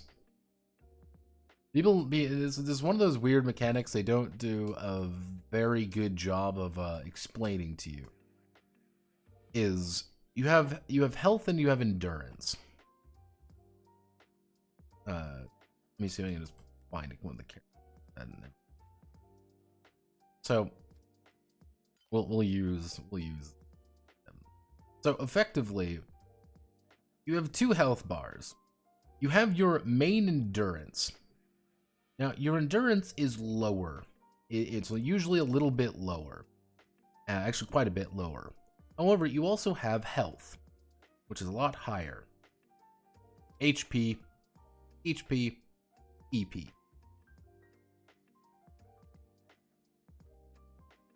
Endurance runs out, you fall over. You are KO'd. HP falls to 0. HP falls over 0, you fucking die. Anytime you take EP damage, you are reducing the amount of HP you have, but you have a lot more, so it's a little bit grindy. You can get KO'd before you die multiple times, and resting recovers all your HP.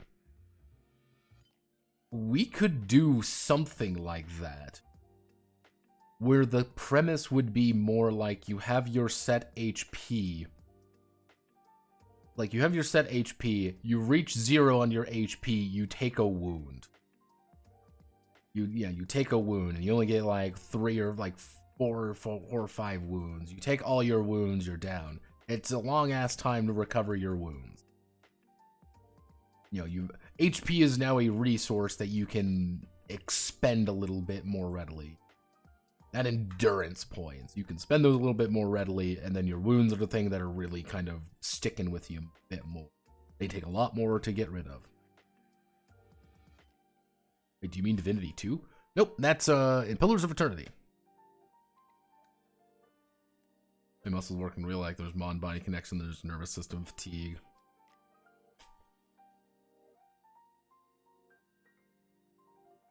I think they do the same thing in Divinity 2. Arms weaker, my legs. I was always thinking, like, we could tie that to a wound system. Like, your health is gonna drop pretty fast, but that wound system is the thing that's gonna kill you. It's like hey, you've now taken a wound that you're just fucking tired now.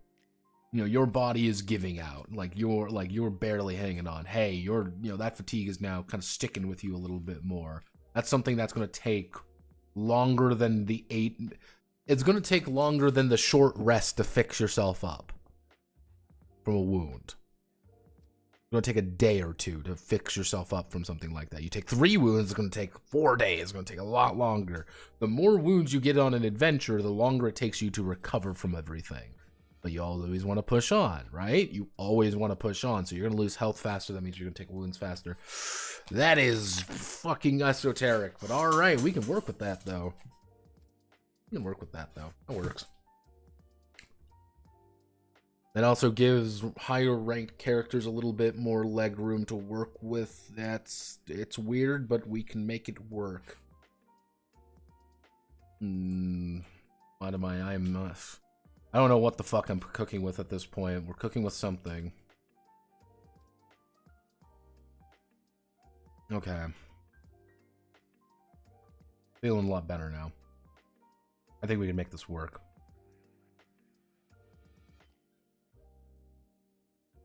Feeling good. Most other things can fit into this. We will probably have a travel system, but fun fact to everybody, This is the beautiful thing, though, about using a system that you've already established and you already know works. It's amazing, because I could just take this system. This is all I need to do. This is the best. I could just take this travel system and just copy and paste it in. What are you gonna do about it? Nothing. There's nothing any of you can do about it.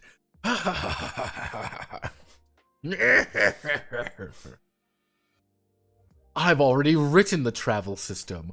I don't need to worry about it at all. I'm a genius. Are followers or NPCs in combat? Fuck, we can probably add something like that pretty easy. I mean, if we treat like followers or NPCs as either A, they're in the back. We hired Danny over here. Danny's a fucking halfling that we keep around. He holds our torches. He's perfectly happy being the guy who holds a torch. He's got a little knife. He follows behind. When fights break out, Danny holds the torch as high as he can and sits in a corner and cries. That's fine. Like, bringing like a guy in to fight with us, in theory, we could just give him a... He would have everything set for him already. It wouldn't be as much, but we would be able to give him a little bit more to work with. And we could probably make sure that that he would be tied to a certain other character. Effectively, I want to bring a pet into battle. I have tamed a velociraptor, and he is my new best friend, and if anything happens to him, I will kill everyone in the room and then myself. He has his own initiative and things going on. You can spend your actions making him do something. So we have a way to scale that all together. Having a dozen NPCs does not make you stronger necessarily. It just means you have a lot more stuff going on, but they can die just as fast. And if we want to be a little bit weird about this, we can apply the Alona method. What I mean by that is all the enemies and all your allies work off the same system. So, you meet the Minotaur. You befriend the Minotaur because you're really good friends and you have just said that you want to be friends. Cool, the Minotaur can join your fucking party. That's great. And now the Minotaur is in your party. You have to feed him, and that's going to be a pain in the ass, but he's in your group now. There are mass battles. In setting, there are mass battles. As of right now, of who you are not participating in them. That makes sense. Because the entire concept is, if we go over here, is you are, there's effectively the people on the planet, and there are the space people, or people in space. Space people, these guys are called jumpers. They are jumping down onto the planet, trying to blend in because they want to become a god. What is the Crucible? What is the Crucible? What does that mean to say I want to create a fucking god? It is literally you become an unexplainable phenomenon. Based on what your defining characteristics are, you become an unexplainable phenomenon. And the space people want that because, hey, I have the ability to create matter from nothing is pretty fucking useful in space. Hey, I am a literal mega genius that cannot die. They're pretty fucking valuable to most people. That is a unique premise. There aren't many gods, and I don't know what to call them. They're just an unexplainable phenomenon, because that's all magic is and all the Crucible is. It's an unexplainable phenomenon to the space people. The people on the planet, though, men and beastmen, dwarves, elves, and humans, you are effectively... The people undertaking this are heroes. They are your traditional fantasy heroes. You are stronger with fewer people around you. And I realized this because I was reading a manga. Yes, I was reading a manga. Fun fact. I'm going to bring it up too, because I can do that. Because I live in a society.tm. Where is it? Don't look at my dog shit taste. This one. It's a bullshit isekai, but they actually talked about this here. Effectively, magic does not deal well with multiple people. If you have many people, magic is spread evenly among them. If you have fewer people, magic is concentrated among them. Effectively, an in-setting justification for the conservation of ninjutsu. Just always remember, everyone, 1 ninja is incredibly dangerous. 100 ninjas is cannon fodder.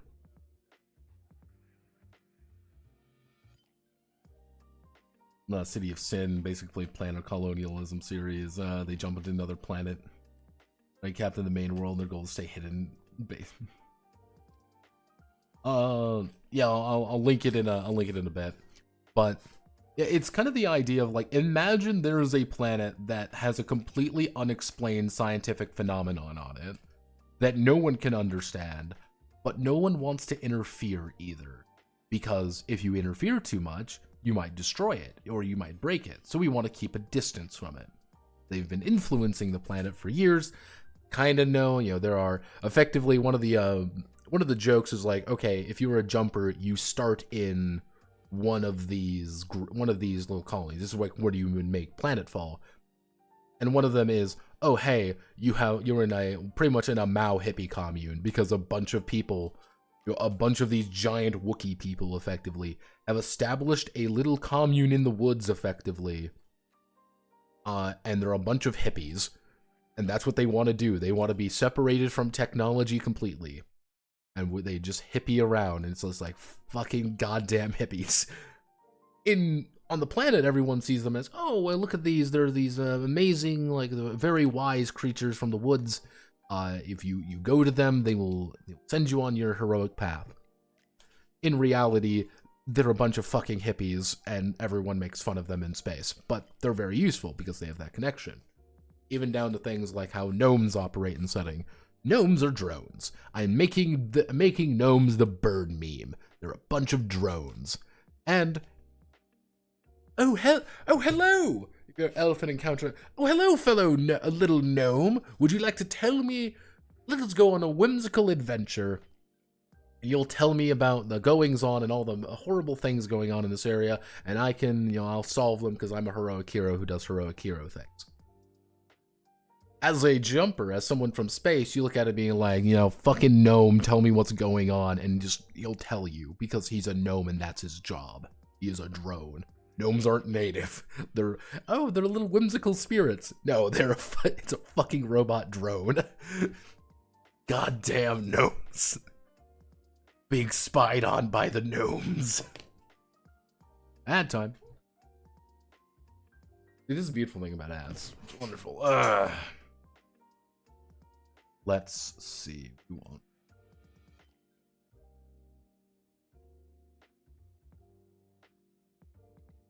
We do philosopher.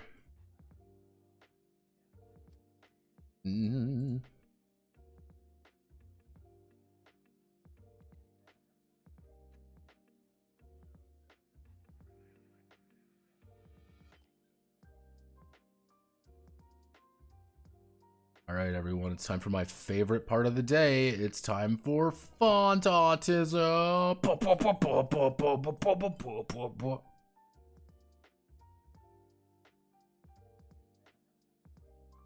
Font autism is necessary. You gotta do it. If you don't do it, things are gonna break.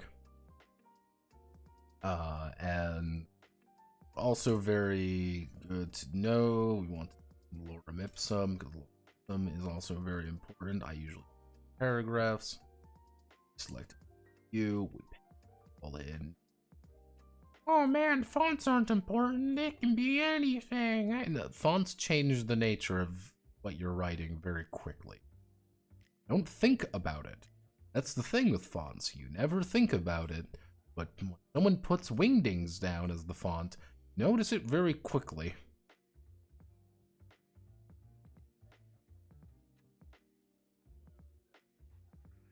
Or they're like, wait a second, that's not correct. This isn't right. This is horrific, and everyone involved in its creation should die. It's heading 2 to match, and then we do 2, and then we do 3. We do 1 a little bit. So this would go down to 24, heading 3 to heading 1. Heading 1's a very, very distinctive. Heading 3 is very easy to understand. Oh, God. You know what? Heading 3. If we hit heading 3, we don't need. So this is what heading 3 would look like. I put you there.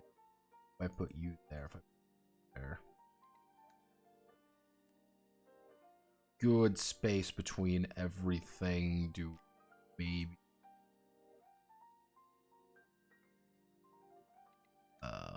custom spacing before. What if we do like that? Update spacing 10 3. Put in 3 there. I like heading 1 being a little bit larger because heading 1's a little important. And I'm going to put heading 4 down because if you don't put heading 4 down, you will always feel like a buffoon when you need heading 4.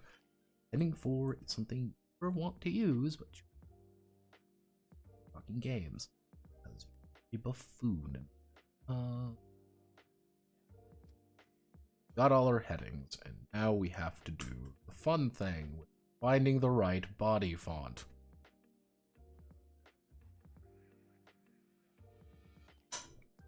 Can the people on the planet become God if they... It's...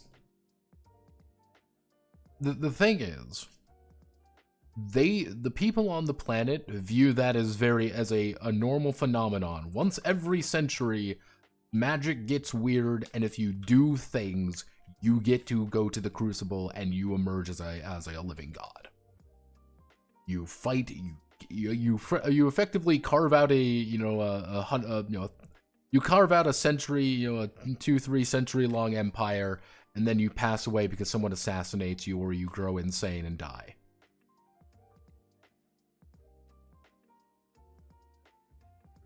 That's kind of the to give you an idea, the traditional anime manga Dark Lord is someone who has hit that, who has become a god and decided to just be fucking evil. Doesn't matter, because that's the big thing. It doesn't matter if you're good or bad. All that matters is that you are doing it. All that matters is that you've attained ultimate power and you have decided to do that.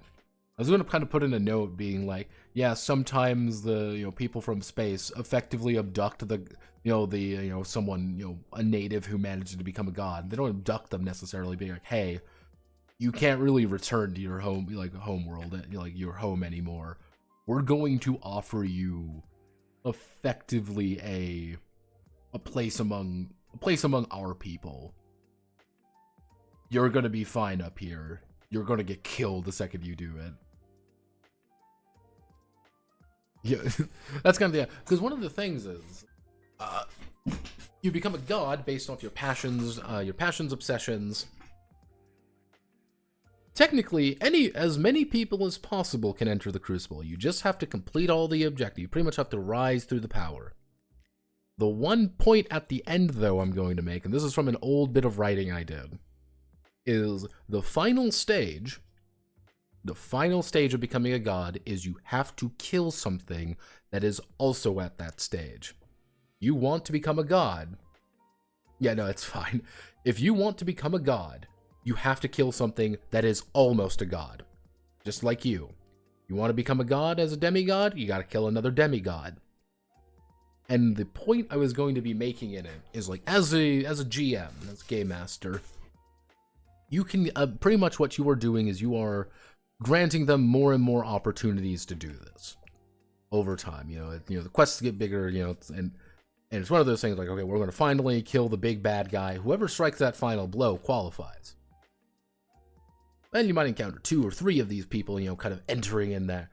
But it always ends up at that last moment. If someone doesn't get it, if someone doesn't have that chance, or someone kill steals a little bit more than they should, or someone does something they shouldn't, because all of the players would also qualify as that. And it's a little bit kind of invoking that little bit at the end of the A little bit at the end of the Lord of the Rings, for example, you know, not the end of the Lord of the Rings, but the Elrond and I can't remember it, Islander, where it's the, hey, I have the power to do this now. You have something I want. If I just accidentally kill you, I push you off a cliff, if I do something frankly evil, I can become a god. If I betray everyone I care about, I can become a god. And then you invoke a little bit of Griffith in there as well, where it's like, oh, hey, Griffith sacrifices all of his friends at the last minute, you know, to become effectively a deity. Oh, hey, Griffith, you're an asshole. So it's not necessarily like, oh, well, you got to facilitate PvP a little bit. It's kind of that, like, at the 11th hour, what do people do? Having a dummy party of followers that you just straight up and then kill. Don't look, the character you fucked over when you became Griffith. Yeah, and it's kind of that moment where you sit there for a second, you know, you see your fellow party member who, and again, you all kind of know what you're going to be when you hit that final stage, because it's whatever your defining aspect is being. Hey, you've become your defining aspect has become vengeance. This person's defining aspect is about being a, you know, love and fucking friendship, and everyone has to get along. I mean, as we're crossing the, you know, the flaming pits of Zarhardur or whatever, you're like, I shove you into this lava. I do qualify. I'm like, I become a god. Can I revive somebody? I've been going back and forth on revive it. Like, I was thinking, I was probably going to, yeah, I promise I'll bring you back after after I become a god. Like, imagine being that dude. Bruh, let me just kill you and deny you your chance of becoming a god. But don't worry, bro, I'll resurrect you, man. Don't worry about it. Be like, God, what a cuck. What a dick. I was either going to make it like, you get very limited revives. Come on, we're bros, man. Come on, one for the boys. Like, it's either you're going to get very few revives. Like, hey, you die fully. Now you can be brought back once as a wanderer. You can be brought back twice as a hero or what. And it's very costly. It's very difficult. And it's just like, this is not something you should be doing actively. It's not like fucking, not like Dungeon Meshi or something where it's relatively easy to resurrect somebody.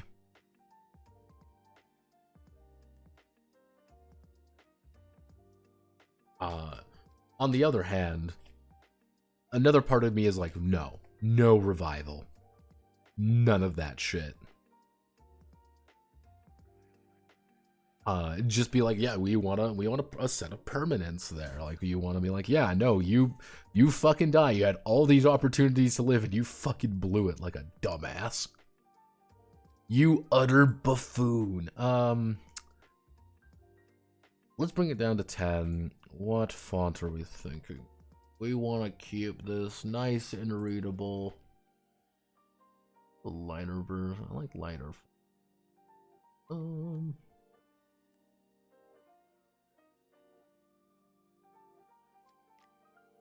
bad.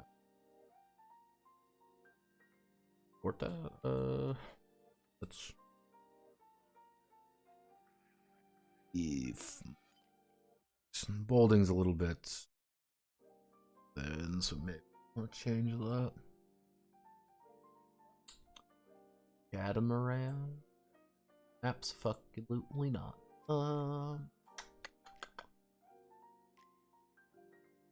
Always EXO. EXO's never let me down before. It's kind of space game, I guess. I guess it's a space game, am I right?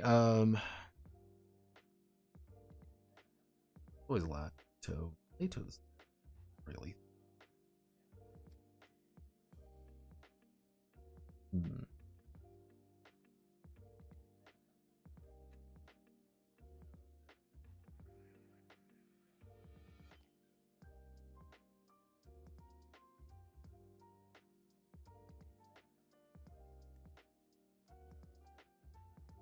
I guess we can stick with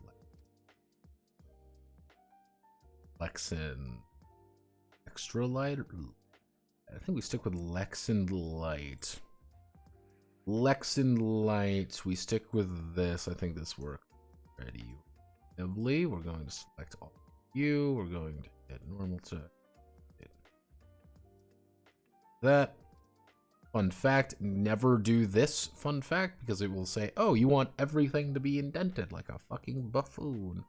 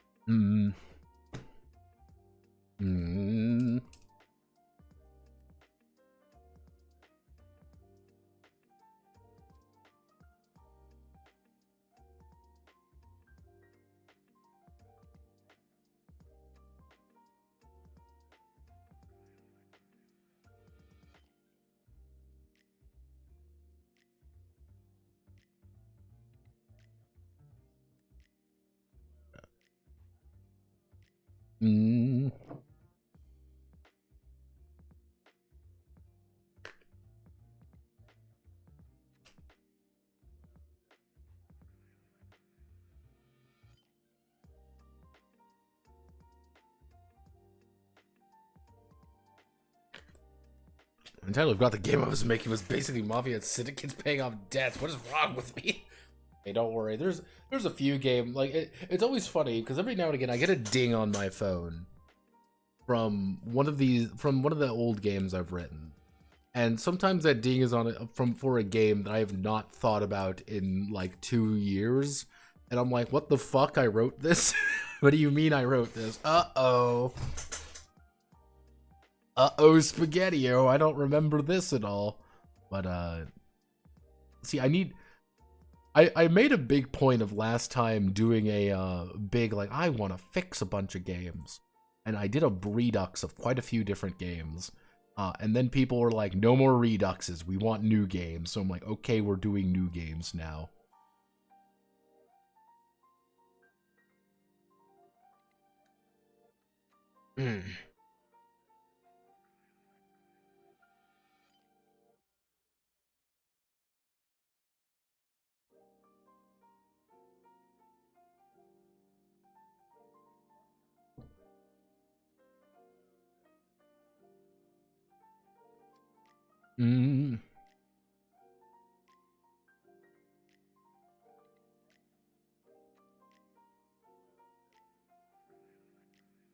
Let's see. Got all of this sorted out. We just, write out the preface. I'm going to need to do the cover. That's easy enough to do. We'll have to come up with a bullshit name. We do preface, and then on Wednesday we start.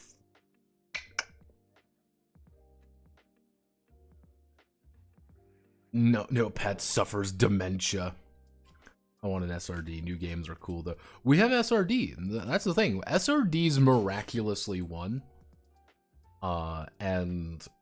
So when probably it'll be early November. To give you an idea, it'll be early November into late November. Is pretty much the entirety of November. We're just gonna be working on SRDs. I have been approached for all the commissions. All the commission slots are currently being pondered. I'll probably call it here because I still need to record the fucking audio. Yeah, so just kind of giving people a rough heads up. Both commission slots are currently being worked upon. One needs to send me the documentation. He has expressed that it was going to be a pirate game. He said, like, I'm looking forward to for a pirate game. He has not confirmed that with me yet. I'm perfectly all right with that. And then the other one was, currently I'm debating on it. It's like, this is what he's kind of looking for. I need to kind of look at it a bit deeper. To give you an idea, late December, we're going to end the year off on probably one of the most strangest, most nightmarish things in the world. So get ready for that, everybody. It's going to be fun, TM.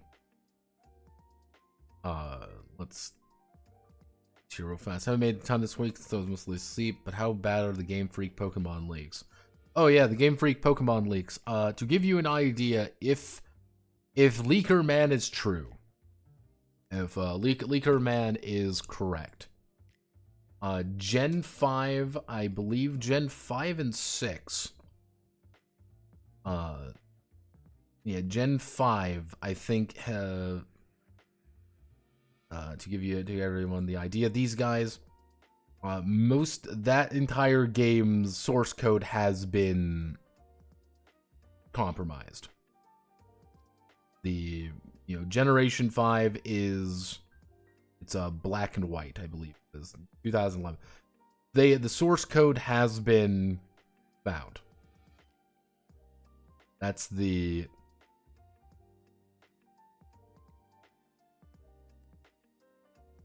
that is kind of a thing to note. That is one of the big things there. Gen 4, I believe, also has been. I believe the source code has also been found for this one. I thought I heard it was Gen 4, and there's a potential that Gen 5 has also been. Gen 10 has also been found. What does that mean for Gen 10? It means the new Pokemon game is technically, possibly, maybe in the source code for that game is in some dude's hand. Don't know. We don't know what the ABC is on it, but that's a big thing there. There's a bunch of other files that got leaked. It is the Pokemon leak is a lot bigger than you think, and it's my personal belief is that he is probably holding some things back. Everything he got, and I think it's like, oh, look at all the funny Pokemon sex or whatever. I think that was kind of I think it was weird and funny, so he released it. We know it's not faked. That's the thing. We know it's not faked. That's the thing. It's been confirmed. And that's what makes it weird. And oh, it's mythology and stuff. Like, yeah, I get that it's mythology and stuff, but it's weird that it exists. This is weird that it exists. It's funny that it exists. There's probably a good reason for it, but come on, guys. Really? Really? But, if the source code stuff is right, that's big. That's huge. We're going to be entering in Golden Age of ROM hacks. A lot of ROM hacks, I think. Like, shit ton. Mostly for, the DS games. Because they usually... Ooh, right there. They all should use the same infrastructure, if it's correct.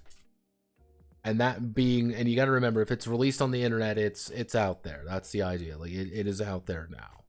There's no getting rid of it.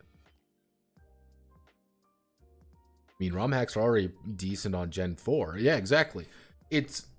The thing is, as I was kind of explaining before, the idea of having the source code, if we assume this is the game, if we assume this is the base game untouched, ROM hacks right now can do not too much. It's mostly we're like, how do we back hack things like this? You're working backwards. with the source code available, and the people who know what they're doing can effectively modify anything at this point. That's the best way of thinking about it. Instead of having decent ROM hacks that add new things, that change some dialogue, you can remake the entirety of Gen 5. With enough autism and enough work on it, you can remake the game from the ground up. That's the kind of extent you're working with. And that means you can make new Pokemon games using Gen 5 systems. Because that code is already available, and someone already said it would be like 8-10 years to decompile everything to get up to that point. Are we looking at blackmail? It's not blackmail. That's the thing you got to remember, Solid. This is not blackmail. This is it's a hostage situation, but I don't think he stole the source code. I don't think he stole all this data and you don't have it. He copied it. If you bring it to court, here's the thing. If he were to go to court, dude, Anon versus Nintendo, it'd be Nintendo versus Anon, actually. It would not be you stole this from us and we want damages. It is you committed corporate espionage, and that's not you have committed corporate espionage. Because the thing is, if the source code gets out there, and it will, don't get me wrong, it will. He probably has a couple fail-safes if he's smart. That means Chinese companies, that means any company can in theory take that and just make their own Pokemon game very easy. And that's a lot more games can be probably brought to court a lot easier because, hey, you're using stolen tech effectively. Kind of deserved after the emulation stuff. It's Game Freak, and in turn Nintendo, like, Pokemon is a moneymaker. You gotta always remember that, bot. Pokemon makes a shit ton of money. They want you to buy Pokemon stuff. They want you to buy the new Pokemon stuff. They don't want you to buy the old Pokemon stuff. You have to buy the new stuff. Because instead of paying $5 for a fucking Game Boy cartridge or whatever, they want you to pay $60 for the privilege of downloading a shitty ROM of it or something. They want you to pay $70 for the privilege of buying the new thing. Because people are going to buy it. Like, that's always like the weird thing when people talk about like let me find it. It's what's it called? Gen 9. The fuck is Gen 9 called? Pokemon Scarlet, like Scarlet and Violet. I wonder if I can find the like, oh man, there is the Pokemon Scarlet and Violet suck. 10 million copies on launch weekend. The highest for any Nintendo game in this time frame. Sold over 20.6 million units. It has sold in total as of June 30th, 25.29 million copies, making it the third best-selling Pokemon game. 25.29 million copies. That's fucking huge. That's a shit ton of money. That's not like, oh man, that's a little. No, that's a lot of money. And it's a lot of money. It's a lot of things, and that Nintendo wants you to buy because they know that you're gonna buy it. That's the thing. They know you are going to buy Pokemon because Pokemon makes a lot of money, and that's why arguably you can say it's been one of the problems with Pokemon and Game Freak in general is that Pokemon and Game Freak have been coasting a lot.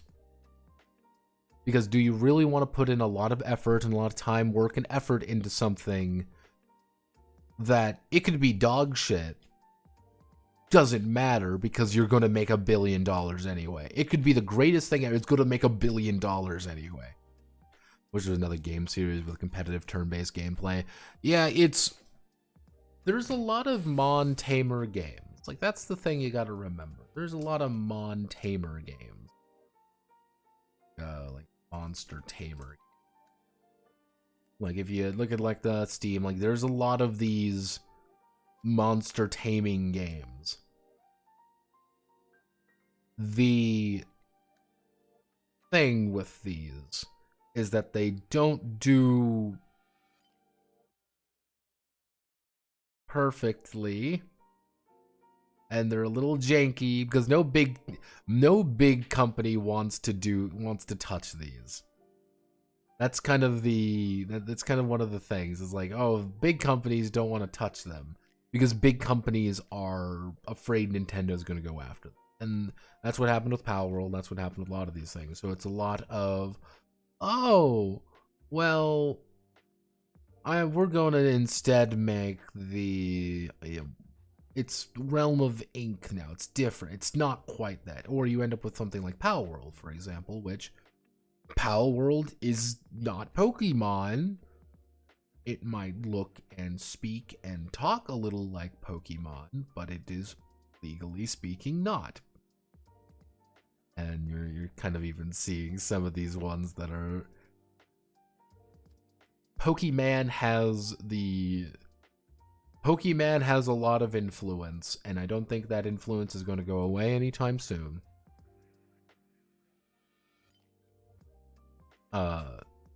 Did the person do it because of Power World? No. Like worldwide competitions and ranking systems. Yeah, it's like no other game can really do it. Like the thing with like Digimon, if you really look at Digimon, is Digimon looks very different and it plays different. If you look at the games, like I want to look at the Digimon games or whatever.